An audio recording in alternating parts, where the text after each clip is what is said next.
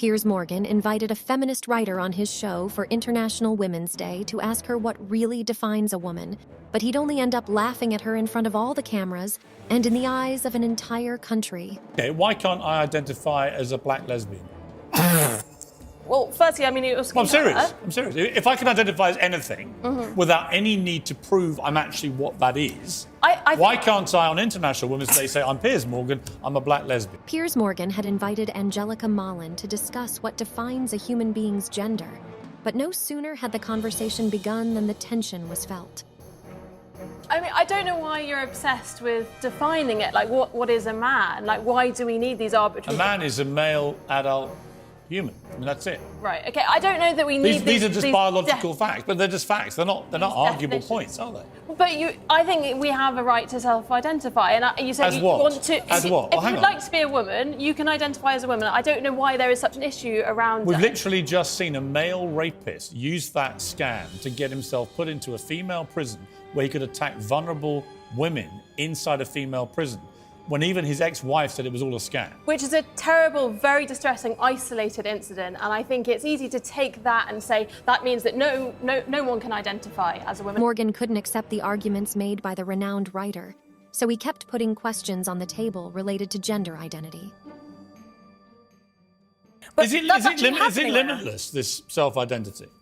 It's not totally limitless. What's the limit? When you're talking about International Women's Day, I don't know why we take the conversation around International Women's Day and make it about this. But if anyone, there's so many benefits. Right, but if anyone, according to to you, can identify as a woman, anyone can, right?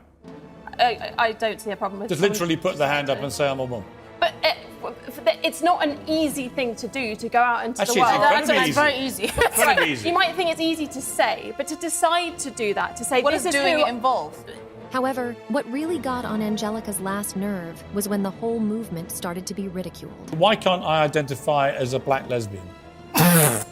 Well, firstly, I mean, it was... Well, I'm serious. If I can identify as anything without any need to prove I'm actually what that is, why can't I, on International Women's Day, say I'm Piers Morgan, I'm a black lesbian? I think taking it to a kind of absurd status, I think that's talking about quite a with strong respect, I think that change. you'd already opened the absurdity door by saying it is limitless. You can do what you like. Anyone can say I'm a woman. So I simply ask you, why can't I? I mean, this point kind of ridicules trans people to an extent. Actually, I think what you said ridicules trans people, because actually people who go through the full process of transition, who actually go through what we used to call a sex change, which I don't think you can muck around with original biology, but those who actually go through surgical procedure over a number of years, I've got great respect for that very difficult journey they go on. I had zero respect for people who just wallop their hand up and go, suddenly, I'm a woman and I want all the rights that a woman has. However, the English presenter did touch on important points in the discussion, such as the fact that transgender athletes are starting to break records in the women's categories of sports. However, he couldn't stop at that conversation and had to continue to ridicule the writer's argument. The original standard for being transgender was being diagnosed with gender dysphoria, which is a legitimate condition.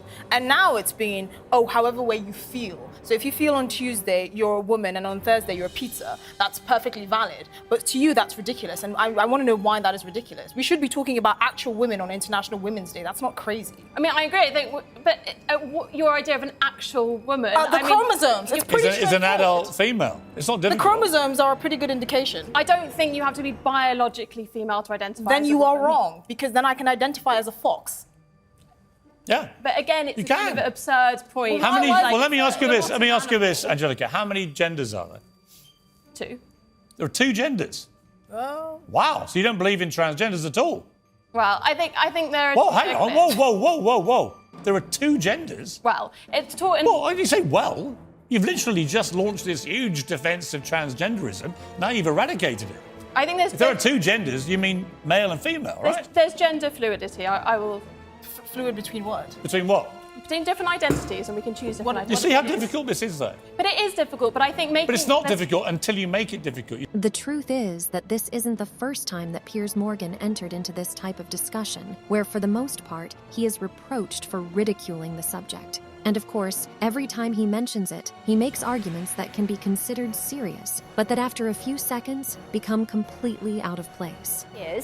Is so offensive? Well, I think the way that Piers talks about trans people, and specifically non-binary people, is that you mock them, you make fun of them, you use them as entertainment, you use the lives of real people in this country, a vulnerable minority, as something to make fun of and get a reaction.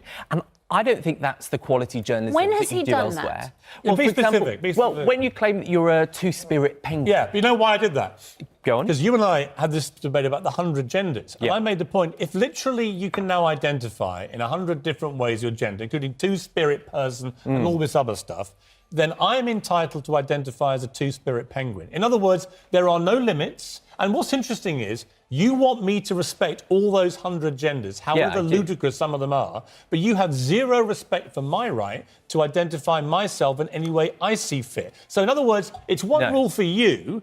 You say everyone's entitled to say they can be whatever they want. But the moment I decide that I want to be a two-spirit penguin, you go absolutely nuts and want to control how I self-identify. This is still a very contentious issue. And although it has been talked about for years, there is still no consensus on how it should be approached.